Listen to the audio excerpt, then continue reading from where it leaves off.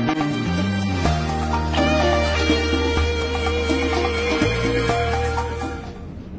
morning, I'm Camela, and I have this experience in lifestyles, in products ng lifestyle, especially Intra, Nutria, and Fiber Life, na dahil as a teacher, meron akong, nagsasuffer ako sa polycystic ovarian syndrome, wherein hindi ako nagkakaroon ng menstruation monthly.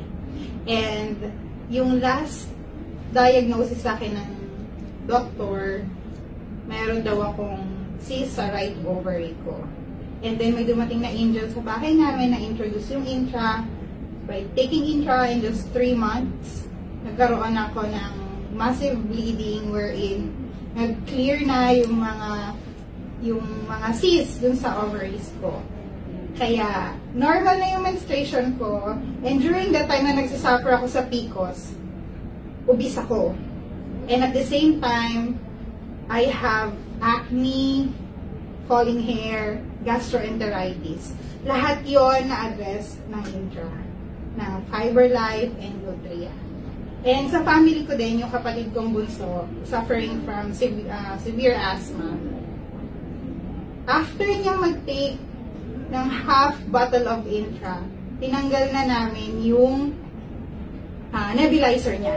So yun, ang ganda na ng effect sa family ko, yung mother ko, maganda na yun yung lakad niya na dati nagte-therapy kami sa paa niya, and we're all healthy. Hindi na kami nagbumabalik sa doktor, hindi na kami nakaka-hospital because of Intra. Kaya, you have to drink Intra, try Intra, and experience the wonder of Intra in your body.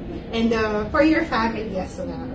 Kasi savings nyo na siya eh. Hindi nyo na kailangan magpa-check sa doktor from time to time dahil nagkakasakit kayo at ang family nyo. If you have Intra at home, you're good to go. So everyone is safe in the family. So just drink Intra, share Intra, and pass it on. Good morning, and to God be the glory.